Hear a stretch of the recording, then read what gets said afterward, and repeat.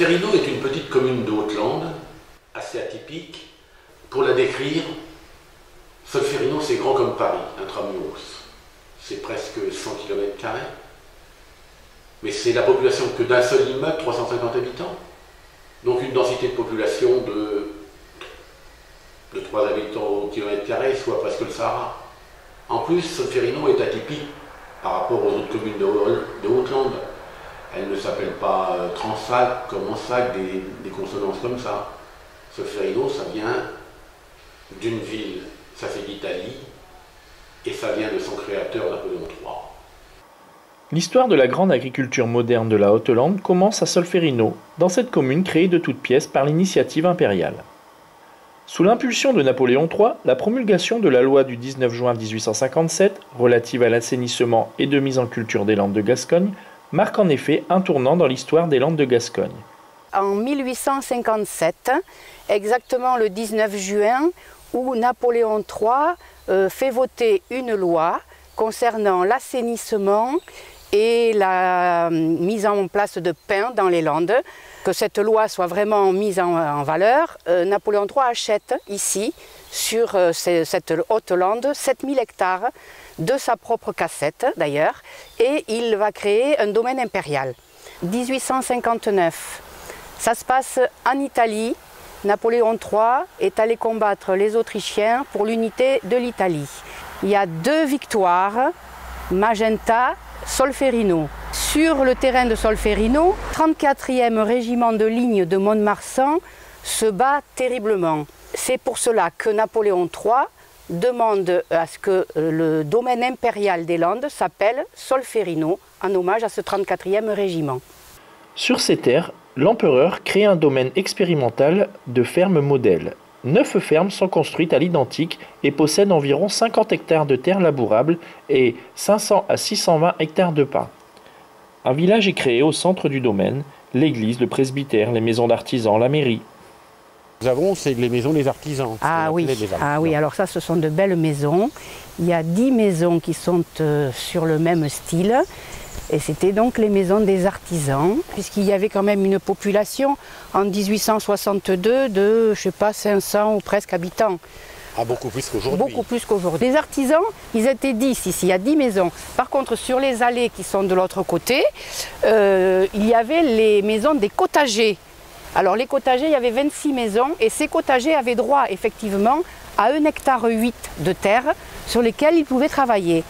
Et ils avaient aussi un autre droit, c'est qu'ils ne payaient pas de loyer sur leur cotage, mais ils étaient redevables de 75 journées de travail au domaine impérial, et c'est ça qui payait leur loyer. Nous voici ici dans une ferme dite Napoléon III, ici c'est la centrale, il y en avait 9, où se développait, c'est une agriculture autour de la forêt.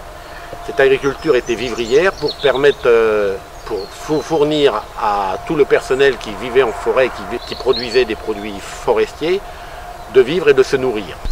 Alors nous avons vu, ça c'est tout à l'heure, qu'il y avait eu une loi pour l'assainissement de la région, mais d'après toi, c'est que c'était la parade, c'est qu'il y avait autre chose derrière. C'était principalement, je pense, de la communication. Le but caché étant de produire de la résine, puisque l'industrie à cette époque-là avait besoin de beaucoup de produits dérivés de la résine. Après un siècle, nous avons eu les grands incendies de 1949 qui ont détruit la moitié du massif forestier. Et on a pu, à partir de là, réorganiser le territoire en créant des pistes et pouvoir accéder plus facilement dans le milieu forestier. Ça a été donc la deuxième partie de l'évolution de la sylviculture. Il a daté jusqu'à 2009, date de la dernière tempête qui a fait énormément de dégâts, qui a elle aussi mis par terre pratiquement la moitié du massif forestier, aidé en cela par les scolites qui sont arrivés, qui sont les insectes xylophages, qui sont arrivés en suivant de la tempête. Le bois de sillage a diminué un petit peu, il se transforme, on fait maintenant plus de lames de parquet, de terrasses, du clin, et donc on a également beaucoup développé le bois d'industrie, c'est-à-dire le bois de papeterie, la production de charbon actif, Et aujourd'hui, depuis la tempête et depuis l'avènement de l'écologie, on va dire, avec le développement durable et les énergies renouvelables, on a développé le bois énergie.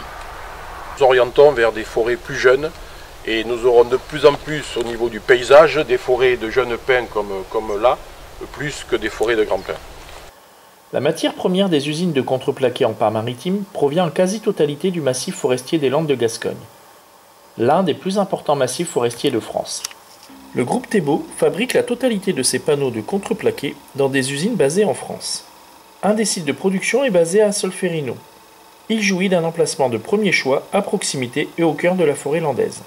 Le groupe Thébault aujourd'hui c'est 300 personnes, 4 sites, 3 sites en France, dont 2 dans les Deux-Sèvres avec le siège social à Magny à côté de Niort, un site ici à Solferino dans les Landes et un site également au Gabon. On fabrique du contreplaqué à base de 3 essences.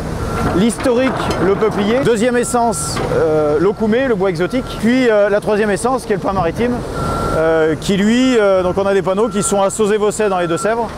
Et ici à Solferino depuis maintenant 8 ans. 8 ans voilà, qu'on produit.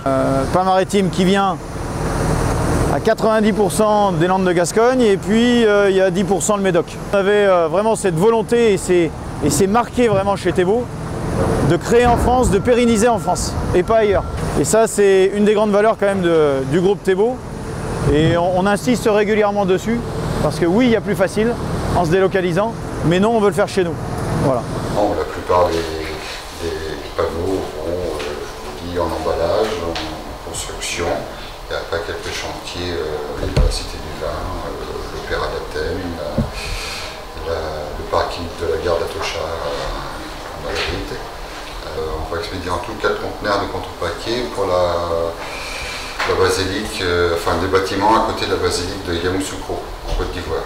Suite aux incendies de 47-49 qui avaient détruit 50% du massif landais, des agriculteurs venus du bassin parisien pensaient relever le défi pour mettre en place un système agricole en Haute-Lande. Parmi ces agriculteurs, il y avait M. Watteau, qui est le grand-père de Lionel. Mon grand-père est arrivé en 1949, mon père en 1954, et la ferme ici, on est arrivé ici en 1958, et qui est une des fermes Napoléon III, donc qui est très amusant parce qu'on a redéveloppé l'agriculture à partir d'un endroit qui avait servi d'essai il y a 150 ans auparavant. Le développement a été un peu compliqué. D'abord, il y a eu quelques années sans irrigation qui ont posé problème. Beaucoup d'essais ont été faits, que ce soit carottes, enfin pas mal de choses ont été faites. Le gros développement de la région a été l'irrigation qui a facilité énormément la particulture ici. Moi je suis donc le fils de Lionel, la génération encore d'après. Je me suis installé en 2008. L'avenir se tourne vers la diversification style framboise. Ensuite, il y aurait une diversification en faisant un peu d'entreprise. Au lieu d'être producteur de matières premières comme tout le monde l'a été jusqu'à maintenant, d'essayer à chaque fois d'aller plus loin dans la filière, dans chaque produit, d'arriver vers un produit plus fini et plus près à la consommation. À travers ce reportage, nous avons vu l'histoire de Solferino, sa vie économique. Mais Solferino, ce n'est pas que cela. Solferino, c'est aussi une école pour une trentaine d'enfants avec son ramassage scolaire personnalisé. C'est son relais postal, son cours de tennis et un ensemble d'associations diverses et variées. Nous avons les possibilités de logement dans du neuf, mais aussi dans de l'historique, comme nous avons vu à l'allée du Centenaire. Et puis nous avons aussi les promenades en forêt et les cueillettes de champignons. Avec tous ces atouts, Solferino est vraiment très très agréable.